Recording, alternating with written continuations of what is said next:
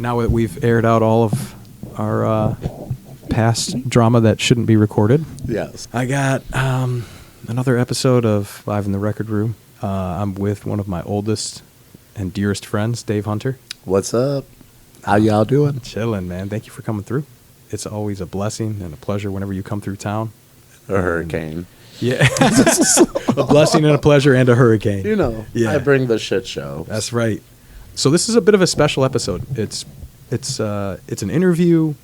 It's two friends, lifelong friends, powwowing, and it's also a conversation about. It's going to be a conversation about the restaurant industry as a whole, our backgrounds in it, what Dave is doing, what he's done, and where we think the restaurant industry is headed. There's a key feature of this podcast that we're trying to create as this thing develops, and it's based around food.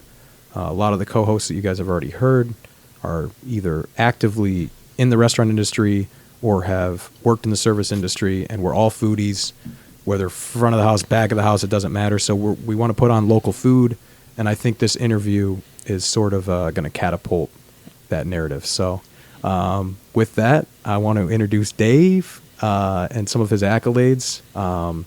Tell us about yourself, man. Where did you go to school? Professionally, I know him, but tell them. Well, so I've been working in a restaurant since I've been 16 years old. Like first Same. job, 15 years. 15. Josh was 15 when I met him at the cafe. Yep. I got arrested a couple times. Figured I better get out of the state of Michigan, so I signed myself up for college. I went to Western Culinary Institute in Portland, Oregon. Lived out there for 3-4 years. Came back to Michigan. Thumbed around, found a job. Started off at the cafe, and that's where I met Josh. Yes, And we had a good time there. They opened up a fine dining restaurant right before the Detroit economy crashed. So that shit sucked ass because It was a tough time. yes, it was a tough time running, trying to beat each other across the street to get our checks cashed and stuff like that. Yeah. 2006 to 8, I would say that period was Yep. when we met, and Yep. the Clarkson Cafe was a fine dining restaurant. Yep. Garmo Dave, Yes. he was killer as far as pastries, desserts, all things salads go. Yep. And let's see, it was sort of a mini version of what we're seeing happen in the pandemic. The recession hit. Nobody wanted to pay $40 for a steak. Mm-hmm. The menu was cool. It was, it was what it was. It was a little too rich for, I'd say, this area. It was a little too rich for the area. You know what I mean? And the area's, it's a fine area, but with the timing and the food costs and it being sort of a new thing, it ended up closing. But we had some fucking crazy killer times. We had some crazy parties. Yeah, and when he says he started working in a restaurant at 16, I started there at 15, 16. And Dave... 15. You were 15. Little Crawford was 16. Yeah. And another guy who's in and out of the room, Steve, he's he's a pirate of a human being, but we absolutely love him. He worked his way up through the restaurant too. Yes, he did. Is a distinguished chef in his own right, and doesn't want to be recorded because he's an ornery, angry old man, yet he is the same age as me. Yes. Side note. Very ornery. The Clarkson Cafe closed, reopened as the Union Woodshop. Mm-hmm. A couple of us went to work down at a sister restaurant. The Union joints were super gracious and, helped who they could, etc. And then we reopened as the Woodshop, and that was a whole different ball game like that. So I've myself, was a butcher for years. I've had many jobs around food. We started this thing, and I don't think anybody really knew how popular that restaurant was going to become. We were at the head of the whole barbecue scene starting to pop off at that time, and we brought one in an area where there wasn't. I mean, there was nothing really. There was no barbecue restaurants up that far. There were barely any restaurants. I mean, Yeah. there were some, but Yeah. what you're touching on, they were on because we worked with them and for them. We're on the precipice of the craft joint Yep. craze Yep. of the mason jars and the craft beer and weed was starting to get really good, Yep. and people did, it was the beginning of the end for the Applebee's and that era And your chain of chain restaurants. restaurants. So they kind of staked their ground before anyone else. And what Dave was saying too is like, we were the only kid on the block, and that worked in our favor really, really well. When you were hitting an hour wait on a Monday, Yeah. you know what I'm saying, an hour wait on Tuesday, you making people mad because you busy. Like, that was good, you It know? was good. I mean, and they did it. They slayed it. Like, we slayed it as far as a restaurant group with that first casual restaurant to get Detroit's Restaurant of the Year. Yes. The first casual restaurant in the state of Michigan to get that honor. Like, that in itself was dope. It was incredible. And like you said, it put us on a wait on Monday, Tuesday nights. Yeah. Everybody was winning. I mean, the customer, we'd hand out hot chocolate or like wood sticks and shit, but like as far as serving or working goes, like, man, it was killer money. It was a great time. What year did we win that? 2011? I 2012? smoked too much weed for that. Yeah, Josh. it was. I It's been don't too many remember. years. Yeah. But we won Restaurant of the Year. Yep, and then followed up by getting put on Diners, Drive-Ins, and Dives. Yeah.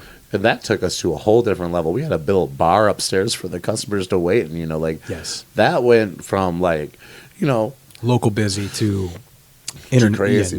nationwide do busy. you remember walking out the door when it finished filming that Thursday to open up it was going to be a regular day, and how packed that parking lot was? I was Yep. like, oh Lord help us, you know what I'm saying? And that was just by word of the mouth. Like, people were like, Clarkson, they got some nosy people, so they were all trying to peep in the windows Yeah. and stuff like that, but They all wanted to be on the episode or check it Yeah. out. And Kid Rock was part of that.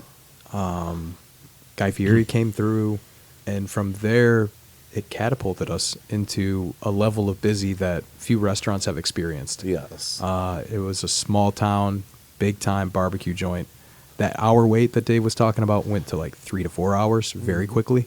And Even that- for your carryouts. even for your carryouts. And the kitchen was designed for the Clarkson Cafe, not for the wood shop. Yes. So the back of the house situation was a little precarious, but these guys made it work, and Dave stepped up and ended up going from Garmo Dave, which he was fantastic at, and still makes bomb-ass fucking cakes. I'll leave his info if you need a wedding cake, to running the goddamn kitchen. Yeah. So walk And us through that some kind of of, that. so it's funny because I don't ever like being type of management stuff like that. Because at that point it tells you one point when you become a manager, they're going to tell you can't tell people to fuck off anymore. You got to do it a little bit more, Yeah, you a gotta little have the bit face. more Yeah. respectfully, I guess. So that kind of just fell upon my lap, and the crazy thing about that was when we reopened.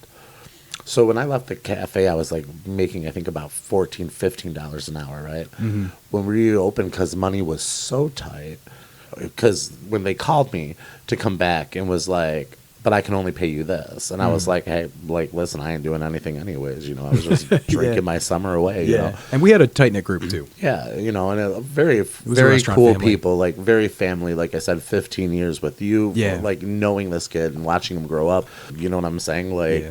I remember me and Gabe Green when we were down. He came down to Kentucky, and it was like watching children grow, and that's exactly what it was working there. And that kitchen was all kids. Mm-hmm. I didn't have anybody on my staff over the age of 16, 17, or 18. Yeah. And then watch them grow, and all the success of that restaurant belongs to those kids, because those kids came in and did jobs that people for years were working in a restaurant. They were doing stuff like that. You know what I'm saying? And that to me is in itself is amazing. Those kids made that restaurant so successful. They did, and it was an opportunity for them, and so many of them have gone on to either open restaurants or become great pillars within the industry. Yeah. But like you were saying before, you were making more money at the cafe, and you came back and were offered a lower pay just because we had to get our feet off the ground. Yep. And so the only people that were willing, a lot of the kids that were willing to take that pay were kids. Yep. They were Yep. 16, 17, 18-year-old First kids. jobs. First jobs, running a restaurant, and then all of a sudden we're Restaurant of the Year, and then all of a sudden we're on Food Network, and it's a And- big fucking deal. Yes. And yes. then you, through a couple of pieces being moved around through fate, chance, and also super hard work, you became the head honcho around there. Like, you started running that shit. I Well, mean, yeah. in charge of these guys. But also too, like at that point when all that stuff was going on, it was like it's kind of funny because I remember somebody telling me like, "You're like the mother here." Yeah. You know, I Big cancer invested, energy. yeah, exactly. I invest a lot in people, and I want people to grow. I want people to do well. Yeah. You know, so it was like the emotional investment in those kids was worth it to me to see how a lot of these guys are out there doing nowadays. Like, you know, like I know a lot of them who are making more money than me right now, and I'm Yeah. like, bless you for just Yeah. killing it. Like, Yeah. you know, didn't drag the big student loan like I did. Mm-hmm. You know what I'm saying? These are people who worked their way up in an industry without having to like go and No culinary you know background. $60,000 or $80,000 a year for 14 months of school. You know what I'm Yeah. saying? Like, because culinary school is super expensive, way more than it ever should be. Just FYI, learn under a chef. Like I was just going to ask, you know what is I'm your saying? take on that? That Learn would under a be chef. yeah, because you're going to learn the same thing. And plus, you know, like the most important thing I ever learned in culinary school was I had a chef tell me, it doesn't matter what I teach you. When you walk in another chef's kitchen, you do it their way. That's their dojo. Yes. And everybody has a certain way. Like, I'm very organized when I work. I'm very collected. Like, I have everything in my place. I don't like to be running around and looking for stuff halfway. You know what I'm saying? It's Yeah. got to be like set for me. Because if you're not, it messes up your flow. Just like when you bartend, you like to have all your stuff and you like to know where all your stuff is. Right. You have working with somebody and they're putting stuff somewhere else and you go to grab it while you're busy. It messes up your flow, right? Even down to the smallest thing, yes. Even Down down to a to- muddler or or a a strainer spoon. or, you know, where you're keeping things. Like, because everything from the kitchen to the bar is rhythmic and methodical. Yes. So if you're moving and you're dancing and you're flowing and then there's something right there in your way. Oh, I knocked a cup over. Yeah. Well, what is the shaker doing here? I don't put the shaker.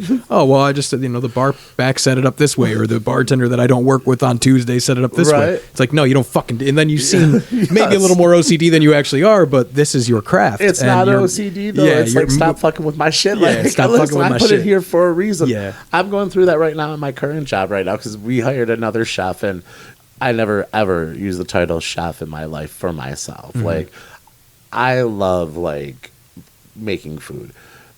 You know, so I think like sometimes chefs in certain areas, like, you know, it becomes more about like managing, and that's why I say like, but so I technically, like, my boss is like, oh, we want you to be a chef. I'm like, nah, I work with you. Yeah. I do anything you want me to, but I don't want that Yeah. title. And that comes along with some of the baggage that you were talking about earlier about having to be prim, proper, Yeah. talk to people a different way. It's almost like when you become husband and wife with somebody, you're their husband now. You know? Yes. When you're the manager now, you know, if you're chef, then you're chef. But Mm-hmm. if you don't, if you kind of humbly decline that, yet Yep. you're still chef, you can still call people fucking assholes. Yeah, or say like, shut the hell Give them the up. hard, yeah, which chefs can do anyway. But, you But, know, you there is know, like, a but- certain level of. Yeah, and I think like me personally, I hate titles. Like, Yeah. I don't like They you change know, like- people.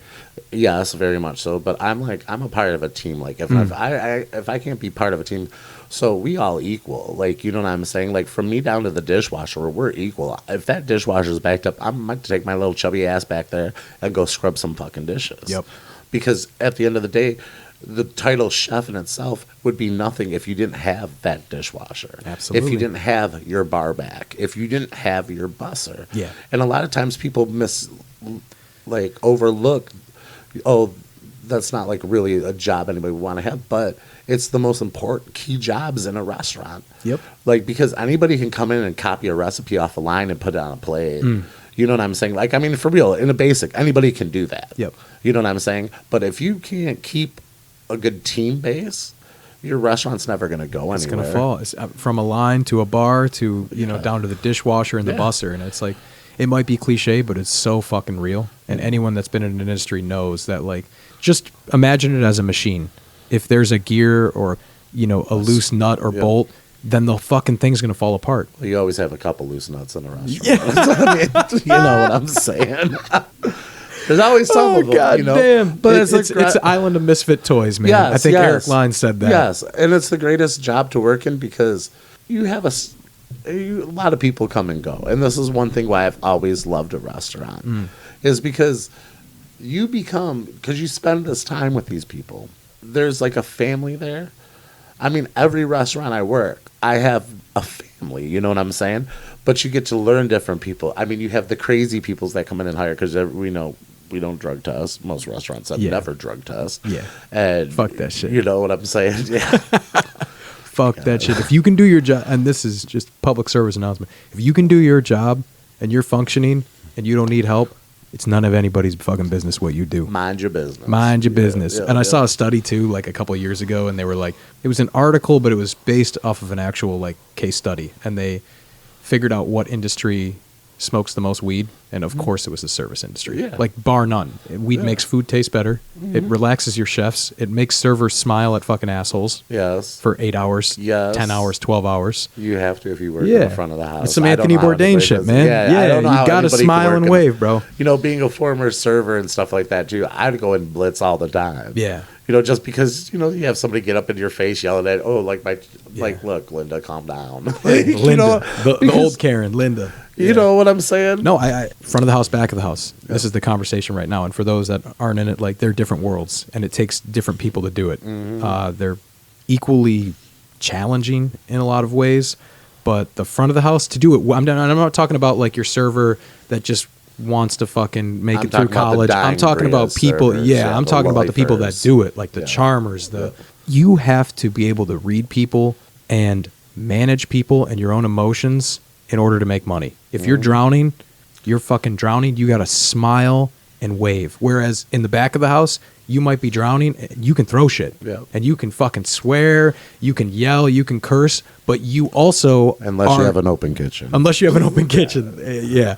But you are also committed to the rest of the guys on the line. Where servers, yeah, they can help each other, maybe roll silverware, bartenders. But like if it's your bar, it's your bar. Yep. So Own only it. you can save you. Yep. Where back of the house, alternatively, in a good and bad way, it's you and the rest of the guys, and you owe it to them to get through the fucking shift. Yep, you're a team. So you might be able to swear like a sailor, and you don't have to talk to fucking Karen, but you got all of your team right there looking at you. Well, I always say it like this, you know, like, because like servers in general now are like, it's becoming a dying breed. We don't have that many of those old school servers. Like, you know, I used to remember watching a server I used to work with. He could never pronounce anything on our menu right. But the way he sold it, these people bought it like, I was like, that Boob. kid could sell shit with a fancy word and not even know what it means and sell it.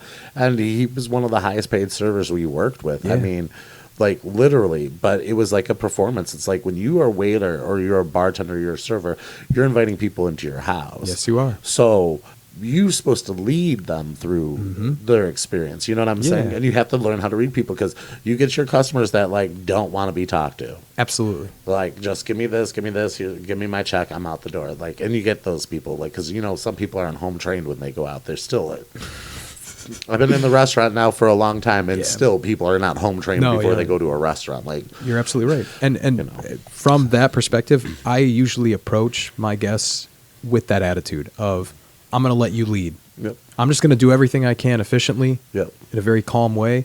And if you want to interact or ask questions, then I'll talk to you. Yep. Because I'm under the assumption that you're here to eat and interact with each other. Yep.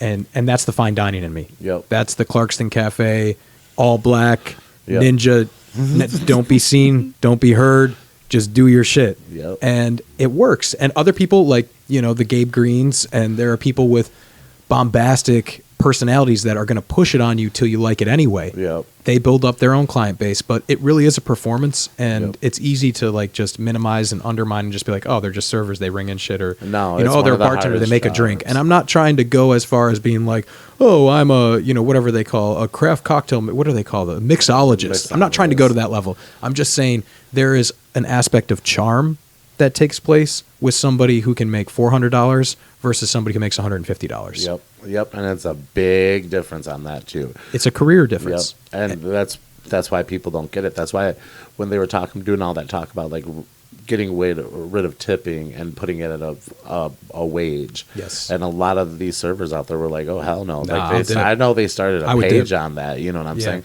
And that's why I said to like right now, because my boss is thinking, because, you know, it's hard to get servers right now. It is. You know And what we I'm can- saying? yeah.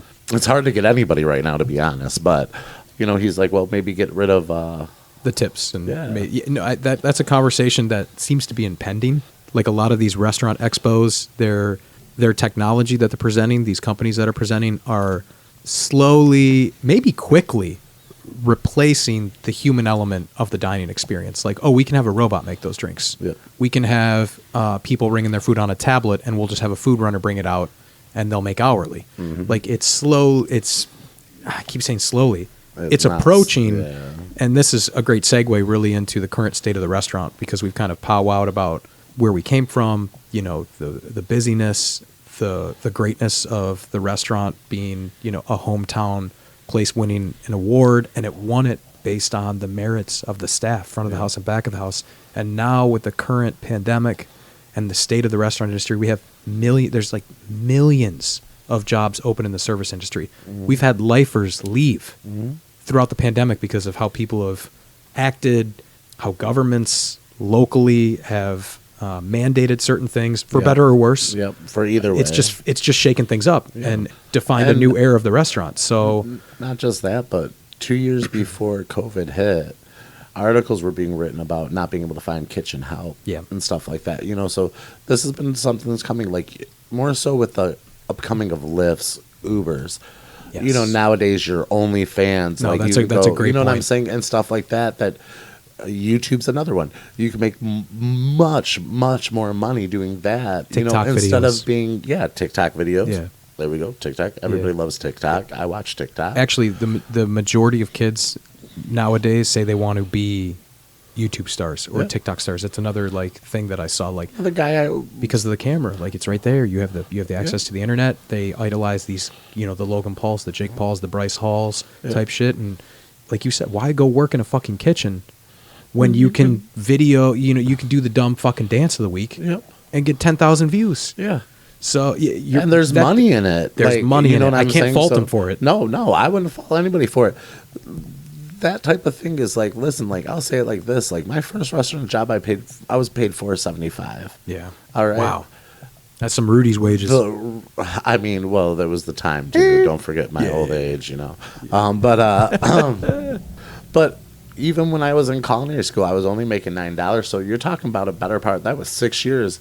And it was still, you were only ever getting hired in that minimum wage. The restaurant industry does need to evolve a little bit with that. Yeah. But you're also cutting into a dangerous territories by doing that. The higher you raise your employee rates, you know, because most people don't realize the back part of a restaurant. They don't really realize about the finances. It's like most restaurants lease or rent where they're at. Yep. Seldom few actually have the money, because a lot of people are like, when it comes to a restaurant, like, except for your big chain restaurants and stuff like that, like, these are people taking their life savings and opening something. Absolutely, so it's like, man, they're putting it all on the line a lot of the yeah. times. So a lot of them are not buying a building flat out. You know what I'm saying? There's bills to be paid, and I'm talking like high bills when you look at the breakdowns of a restaurant. You are so right.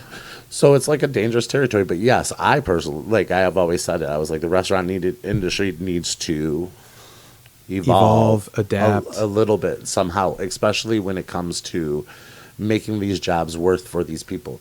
You know, like you used to be able to get in, like, because like I said, in Louisville, it's right now the same thing. You know, I had a kid hired and he worked 2 days. He went and worked at Domino's for $18 an hour to be a delivery driver. Yeah, I want to touch on that. You know what I'm saying? Yeah, that's a bunch. There's so much to unpack in this. This could be an entire series on a podcast of where the restaurant's headed, sort of the avenue. It's almost like a red pill, blue pill type thing of Matrix. Like, okay, are we going to go to automated servers, or are we going to revamp this thing and make it fucking dope? But part of that conversation is the minimum wage, because by rate, we need to raise the minimum wage, period, in my opinion. Yes. But the slippery slope part of that is a lot of these guys aren't going to go work at the mom and pop shops that Dave and I are accustomed to, because they can go make more at Taco Bell. Yep. Or Domino's, because those mega corporations have way more fucking money in franchises than mom and dad do trying to rent a building to make some fucking craft food and craft cocktails for their local community. And with that being said, a lot of those businesses got fucking slammed, shut down, and smacked during the pandemic. So the ones that even survived the tidal wave, there's more waves coming. Yep. This thing's still reverberating. We're all still floating on the cushion of some kind of not all, but a lot of people through pandemic, and I'm talking about businesses, not even just individuals. This isn't an unemployment rant. This is a like a PPP loan type shit, not scamming. I'm talking about restaurants that got it, that kept their doors open. Mm-hmm. We're still floating on that a little bit. Mm-hmm. We don't know what this fully looks like. We don't know what the variants are going to look like. And the thing is, nobody's going to know. Nobody's going to know, but it's so shaky. And being restaurant people, like my entire livelihood has been in the restaurant. I love the restaurant. Like Anthony Bourdain is one of my heroes. Chef Dave is one of my heroes. Like these guys are fucking, there are so many good people and good times and experiences that are shared from the customer standpoint, but also from the worker standpoint within restaurants, that the culture itself is so important to me that it needs to be preserved. Mm-hmm. And raising the minimum wage has got to be one of them. We need to reignite the conversation about just conversation, getting younger people to want to talk to each other, to lift up from their phones and get back into that, hey, hi, how are you? Look somebody in the eyes, because that's how you build up that regular base, you know? And also the market is a little oversaturated at this point. Like the mason jar, you know, like that whole thing. That was cool 10 years ago. Yep. Like what is the actual future, and is there one for pop and shop, your mom and pop shops like that? And it seems scary. And I don't want to be pessimistic about it. Well, it's not being pessimistic, being realistic. Realistic, it's very scary. Like, let's be honest. Like, because, you know, I'm currently in Louisville. I'm working for one of the first original, like, fine dining chefs in Louisville. There was a group of 5 of them. And, you know, I didn't know how really impacted this was until I did a charity event last week. We did the Bourbon and Bow Ties, and this is a chef put on charity event that benefits children with cancer, childhood cancer and stuff like that. So we ended up having, I was invited to be a guest to like go by my chef Louis, Louis from Louisville. Yeah, well, he was the first fine dining Asian chef of Louisville. So, you know, these are 2 great landmarks guys. Everywhere. I've learned so much with these guys. Not to mention, they are so like, I mean, they're people. You know what I'm saying? They don't have that like arrogance about them. You know, these guys will tell you to fuck off in a second and laugh and like, you know. So it's like lots of laughs with these guys. So we go to this thing and they had like 55 chefs, and you know, Louis telling me the history about it. It was started by a chef named Dean Corbett down there, and he had passed away, and so it got continued on. And he was like, you know, originally you had to be invited by a chef only to do this, you know. And so this year it was like 50 some chefs that came. And Josh, when I sit there and say, like, talking to him, because, you know, and they all know each other, which was even more crazy. Like, I was walking with him, it was like walking with a celebrity through there. Everybody chef like hugs and stuff like that. And I was like, that's one thing I love about Louisville. Yeah. When I talk about a culinary community, those chefs are so well intertwined. They do all these charity works together and stuff like that. And it's like flipping awesome. That is amazing. No, but that could even be like what you're talking about, the charity work in Louisville. And I do want to hear more about just your current setup, and I want you to put that on. But shit like that, that's something that needs to be happening more in order to preserve restaurant culture. Charity work, chefs watching other chefs, people taking care of each other. That's the backbone of this whole fucking community. Is that, we're all sort of like I said, the island of misfit toys. It's a bit of, you know, working in a restaurant is kind of like Neverland. You don't really have to grow up fully, but you can make money. You're not maybe not 6 figures, but you can make money. You make good enough money to support a life. I'll tell you that much. The hustle is there. You got to hustle. Like, stop like going and being like, oh, I'm just gonna come. Like, you have to have the drive for it. And I will say, like a company like the Union Joints has been ahead of their time year after year after year. I mean, I have a 401k set up through them that matches dollar for dollar. We have Blue Cross Blue Shield. Like, these kinds of things, if they can be implemented, and I know it's tough, it's a tough time, but those kinds of things will bring people back in the door. You know, I'm not working at Buffalo Wild Wings to pay my way through college. Like, this is a career. I could, if I have a family, they can have health insurance. I've had a 401k going for 10 years, and I wait tables, and you tell people that, and it blows their minds. Yeah. But that's mixed that's very un-restaurantish. Like it's that's not even a word. It's new restaurantish. Yeah, it's got to be. Yeah, and that's the thing, because, you know, there are a lot. Like I said, it depends on like, I mean, The financial situation of the owner and Right. stuff like that. Like, so it's like, but that's something that does need to change, because just like if you want people to stay at a job, you got to give them a reason to stay. I agree. Money's only so much, but you're talking about like, if I get hurt, like I have no insurance, because I'm still without insurance, like, but I don't care. I pay, by the way, cash out my pockets. And But yes, like, I mean, it is like, it's a scary thing to think about. Like, you work there. I mean, like with every job, like nobody's going to close the doors and mourn you. You know what I'm saying? But like, it could potentially like really hurt you. You know what I'm saying? Like just like a broken ankle because you tripped over your damn dog's bone, and like, if you don't have rent for that, yeah, like that could fuck shit up for real for like, anybody. And there's no insurance, so you got to pay this hospital bill. You got to pay like your medicines out of your pocket and stuff. So that's something that's really cool that they did that for you guys. That's pretty fucking. It's awesome. dope, and I think that's cutting edge, and I think it's revolutionary, and I think it might be too much to ask for a lot of places right now. But the larger conversation here is we need people that have money, they have capital, and are willing to invest back into the culture. Yes. Who are willing to say, yo, and then we're going to give our workers this. It's going to be the best fucking service, and people are going to come out to eat. We're going to reignite this. We're going to keep everything made in-house. Like, I hope that is the future. At least I hope it remains, even if it's like a niche thing, 10, 15 years down the road where, yeah, you can go out to eat, but also taverns are as tales as old as time. Like, people have been fucking eating and drinking and singing and telling stories in little wood fucking huts in taverns for as long as society's been around. Yeah. So I think there's something so human about that it can't go away. But also with the rise of OnlyFans, YouTube, TikTok, all of this shit, it is gonna Uber Eats. Yeah. Just deliver it. Yeah, but Uber Eats will be out of business. All these restaurants closed too, so y'all could be thinking about that too. Yeah, man, that's the thing. If that falls, they all fall down. Well, like, it's that being said too, though, like, like, it's what's the one thing scary is, like I said, like most of the your fast food joints and stuff like that, chain restaurants, deeper pockets. You know what I'm saying? Yeah. They're gonna pull like these younger ones because like I was young too. We want to make a buck. Like, absolutely, I wouldn't be no different if I was 16 now and somebody's like, "I'll pay you $18 or you can go make $12."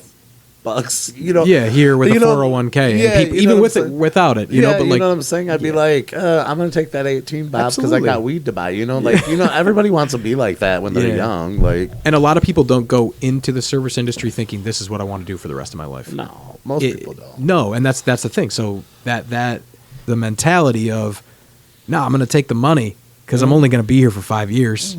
Like, you sort of develop into a lifer. Yes. And for better or worse. I mean, if you can find a great place you can get and you're happy. To the money when you're a server, bartender, like, because I was that way. You see the cash. Yep. You start getting used to holding $300, $400, $500, yep, even $200 in cash at a young age. Go out and blow it that night and turn around and make it the next night. Like, it was all about the hustle with that. And it's a fast life. That's the one thing about the front of the house. It was always about the hustle with me. And I'll never forget when Rory said to me, he goes, "Why the hell did you ever go back to the back of the house?" And I said, I just, what, after a while, like, see, here's my problem with the serving thing, all right? I have a fucking mouth on me. Yeah, you do. And I, like I say, there are a lot of people, like, even still to this day, when it's known what's going on in the world, like with how restaurants are short-staffed, the restaurants are struggling, and these bitches still come out with their goddamn attitudes. Like, stay the fuck home. Like, why you gotta go be miserable? Yeah. So, a little bit, real quick.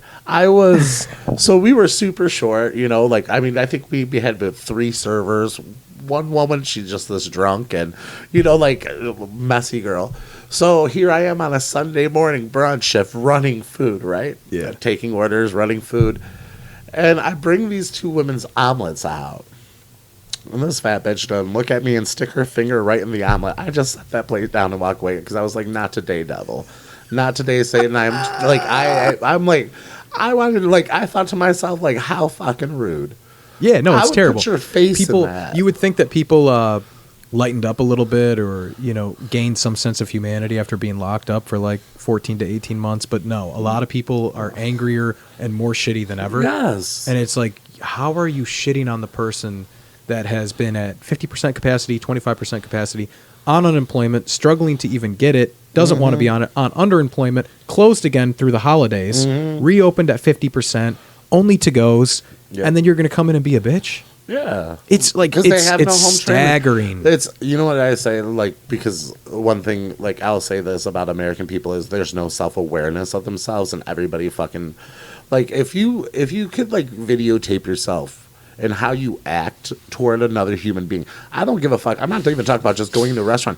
These people, like, listen, so when they put that mandate on everybody have masks, how the fuck you, a grown-ass adult, gonna walk into a goddamn restaurant and bitch at this little 16-year-old girl like it's her goddamn decision that you got a motherfucking mask on your face? Like, get the fuck out of here with that. Did you see that? There was a video, it came out over the weekend.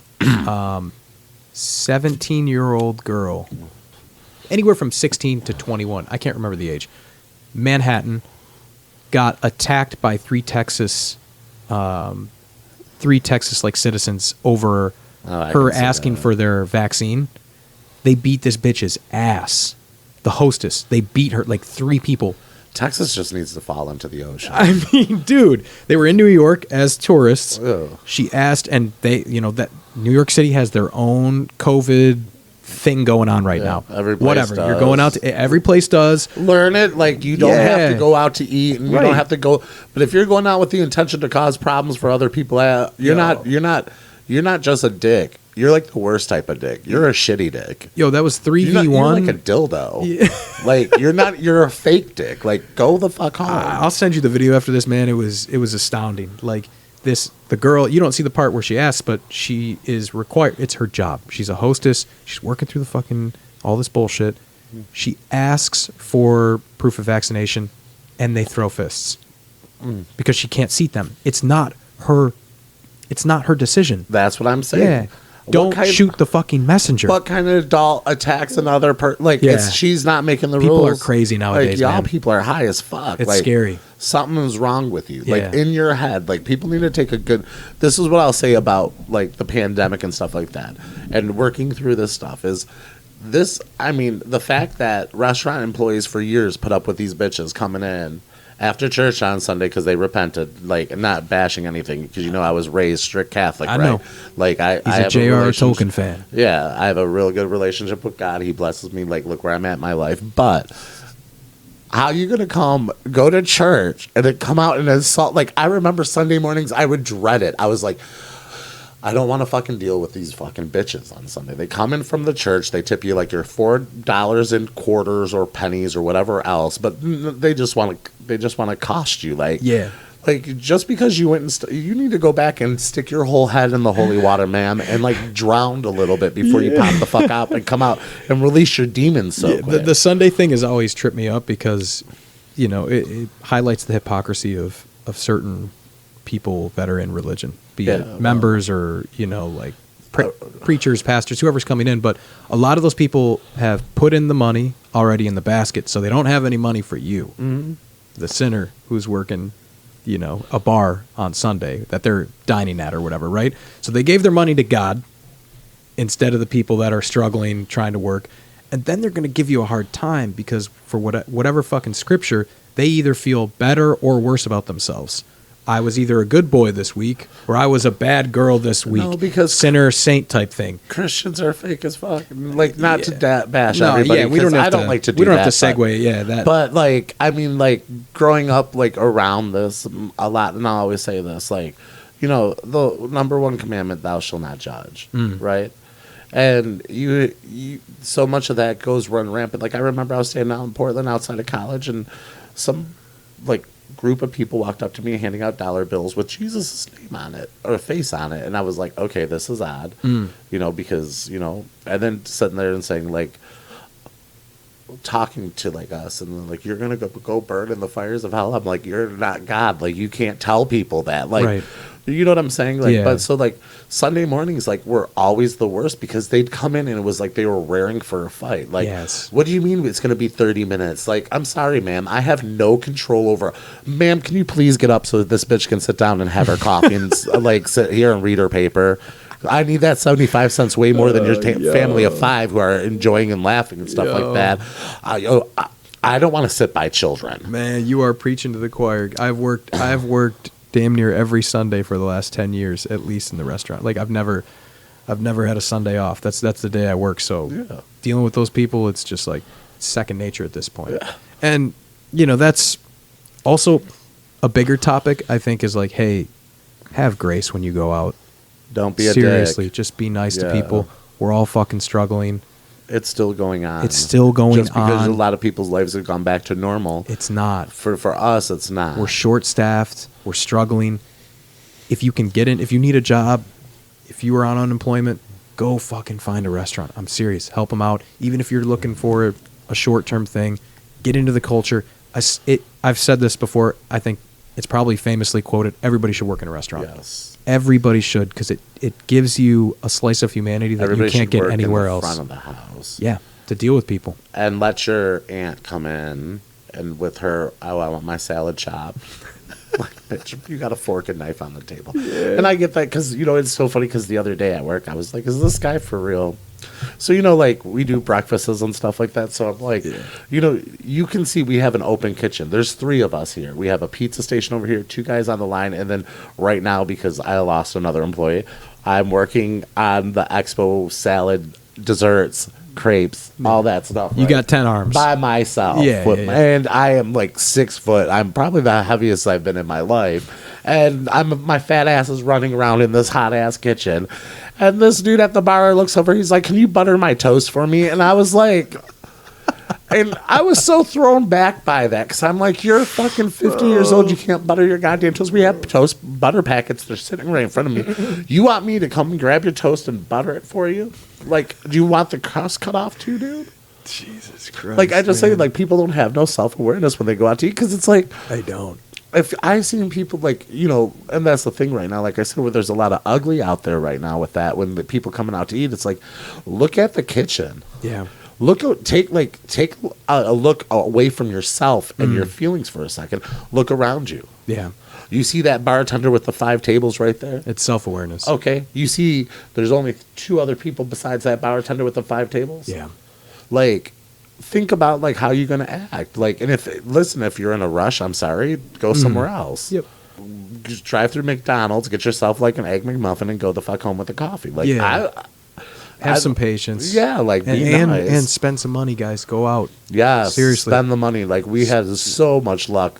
I'm sure you guys did too with the curbside thing. Oh, it was fantastic. Yes, we still have it. We still, like, that's our to-go system. Yep. We've created, and through the pandemic, I will say, restaurants have been resilient and they are adapting. I don't want it to be doom and gloom, like, oh, it's, the Matrix is coming for the restaurants, like everything's going to be automated, blah, blah, blah. No, we got some young kids running food, curbside, like, we figured it out, and that helps pay the bills for the place. And the people that want to come in still come in, but our whole to-go system now is, we got a food runner, we got somebody that bags that shit up. It's created a whole new position. And these kids, it's almost like an intermediary job between being a host or a busser and being a server. Mm-hmm. They get a little bit of contact, they kind of run tickets, they get a little interaction with the computers, and it's fucking great. So, and it's a cool job for somebody who doesn't want to work with, be always around a customer. Exactly. You know what I'm saying? Like, because, some people out there are a little introverted. You got one foot in both doors. Yeah, you know what I'm saying? You don't have to be, like, right up there. You know what I'm saying? Yeah. Because, like, the thing about busing, like, when I was younger, I was like, man, you have to stand there and wait. Like, and you can feel, like, everybody, like, kind of looking at you, but you don't know where to look. Right. That used to bother me. Like, because I'm like, where do I look? Like, just stand up looking at the sky, I'm going to look stupid. Because then what if I miss, Yeah, you know how you they get are, real like, good if you're front of the house. You get real good at looking through people or looking at nothing. Mm-hmm. Like, you have your eyes glaze over a little bit, and you just look in between people and just keep moving. But yeah, it's an awkward when you get put on the spot and you're put out there as a kid. It's weird. You don't know what to do. You're waiting for people to finish. You're like, I got to pick up your plates, but I can't pick up any plates because we opened at 4 and people don't eat till 5. So what the fuck do I do? Just play my little ding dong and walk around. But you don't know what to fucking do. So you learn how to spin trays. That's what that's what you really.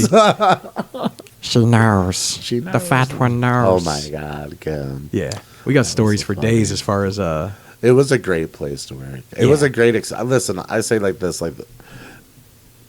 Experiences, good or bad, are the best ones, because if you can look back at, like, get together with a friend and look back at shit, it makes it all like, like we're not always gonna like everybody we work with. We're not God, always no. gonna have like good relationships with people, No. and there's gonna be people that you've known for years that you have a love-hate relationship. Like you'd cry if they died, but at the sometimes you want to You just know who push you them are. down the stairs. You know what I'm saying? Like They just might, to they help- might fall down the stairs or, too. yeah, like depending on their crutches, but like you know what I'm saying, like so it's like you have, but when you like that's why I say like I've been so blessed in this industry because it was like the amount of people it brought into my life.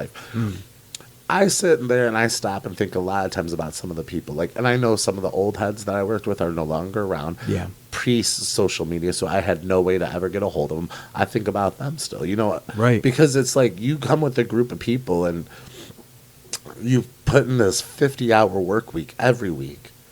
You laugh with them, you go out drinking with them, You yell with smoke them, weed with you them, cry you yell with with them. them. Yeah. Sometimes you got to call them a cunt. Like, Yep.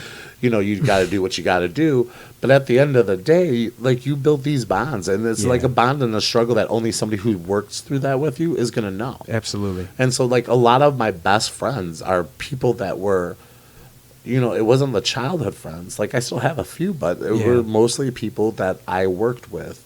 I've met so many good people Yeah. throughout the industry. Yeah, everything you just said is right on the money, man. I mean, you were a big brother to me growing up. I mean, Like- you well, taught me likewise. so much shit. Like just even going to the Wings games and like just from music to smoking weed to Yeah. just learning the ins and outs I of was the like- restaurant, like to puking on myself at a Christmas party. Just those, like you said, good, bad, ugly. Yeah. The memories are there, and if you don't have somebody that kind of irks you, then there's no fun to be had. Like there's no like we wouldn't watch movies if there wasn't a villain, or if there Yes. wasn't like a problem, or Yes. a Karen or Yeah, something. or some dramatic twat that wants to exactly, stir man. shit up all Yeah, the time. and with that being said, a restaurant is a performance. Yes. It's a play, Very and it much can so. be one of a lifetime. Yes. And I want to see it keep going because I'm in love with the culture. It's provided for me. I've met amazing people, and it's struggling right now. So, like I said, man, go out, get a job,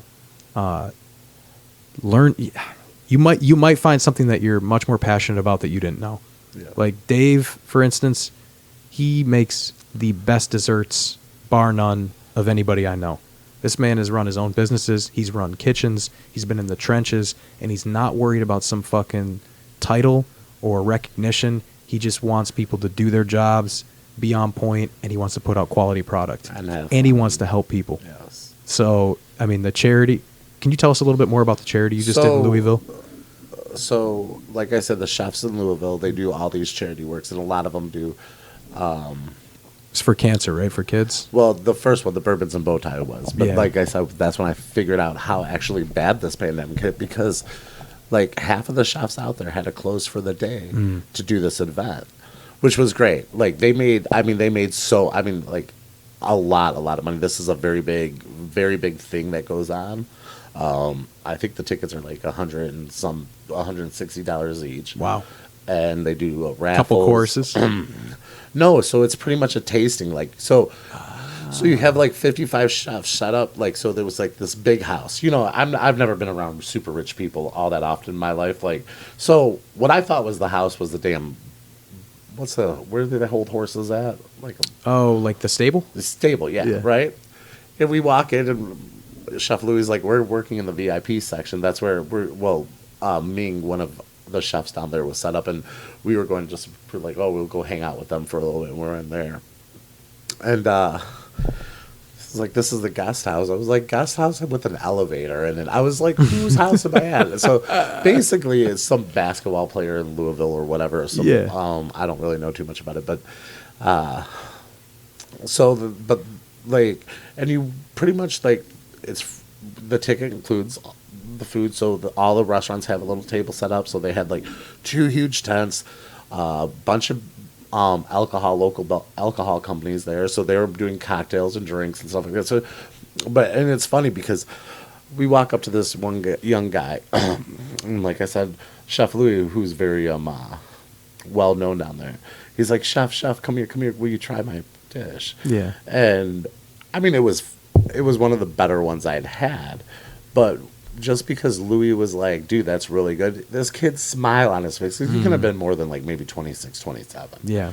You know what I'm saying? And I call it kid even though he's really not a kid. No, but I know what you mean. the smile upon his face, like, I mean, that like touched my soul. Like, I was like, Yeah.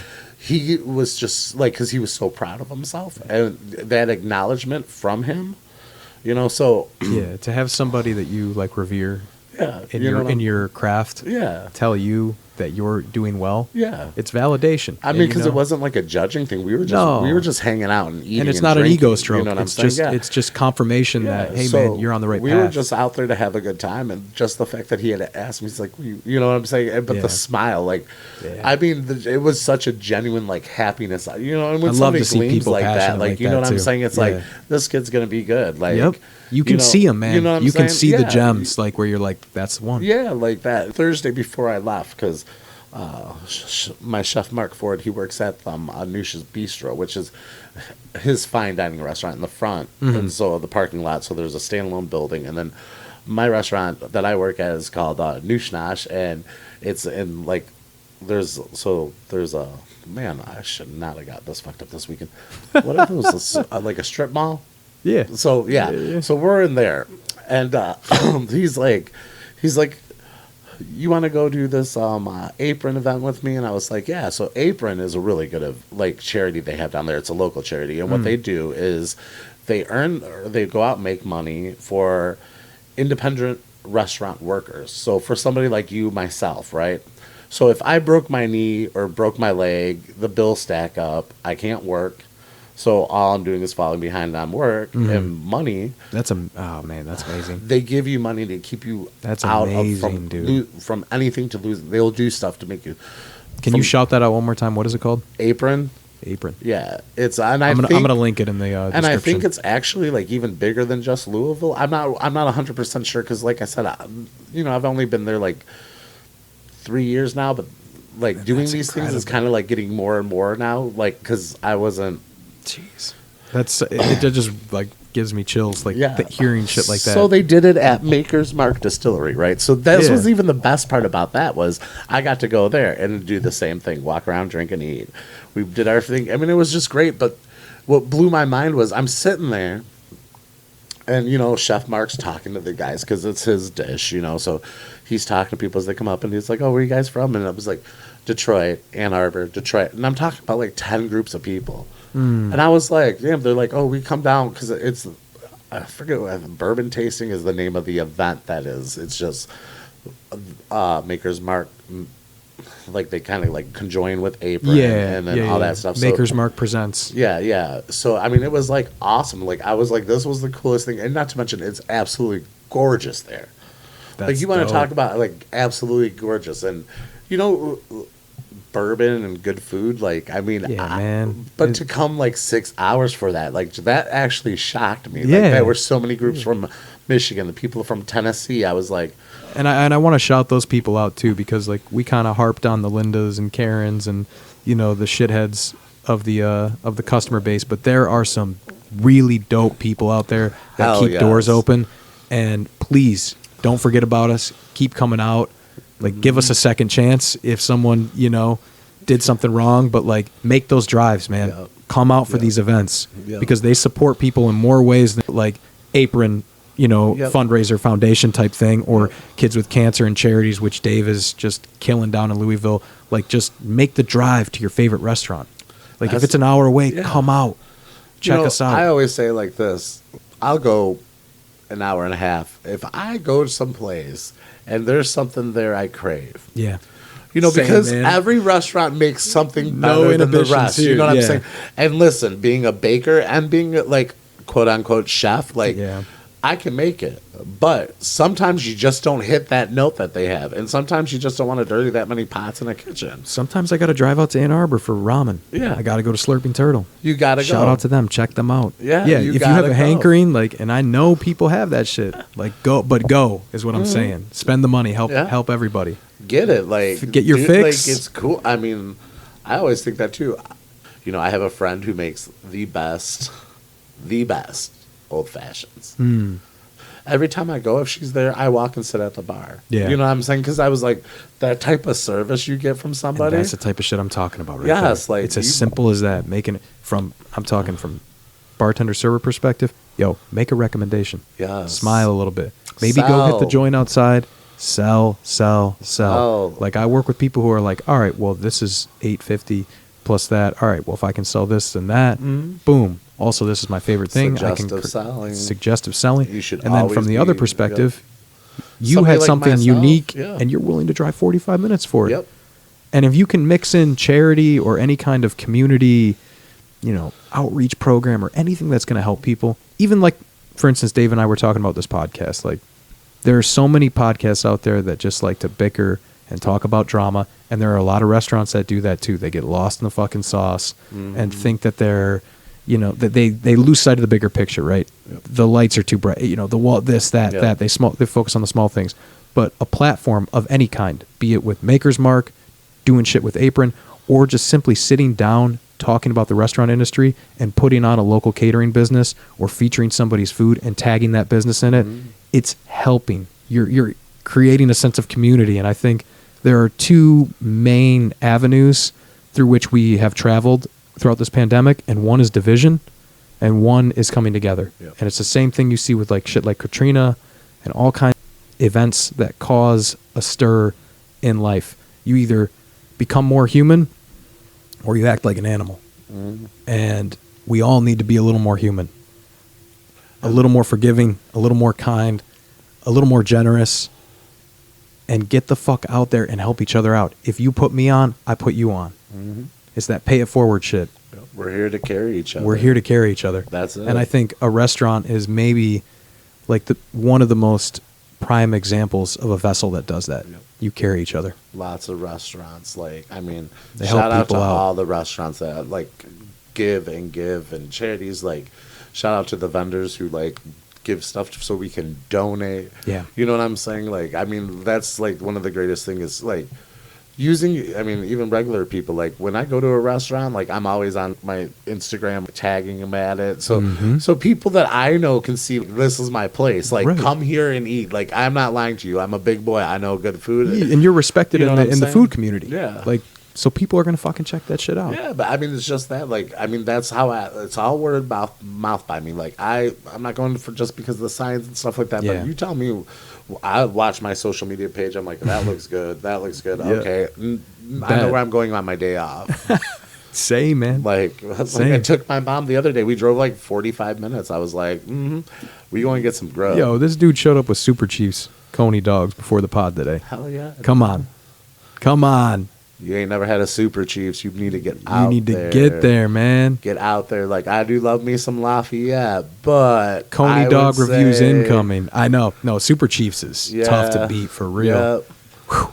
It's that bun. Yeah, it's that bun, baby. Yeah.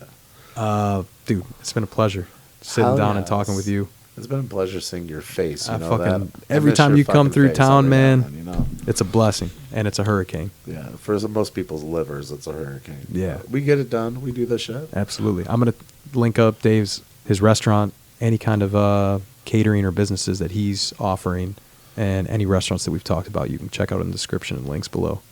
All right, man. Peace. Peace.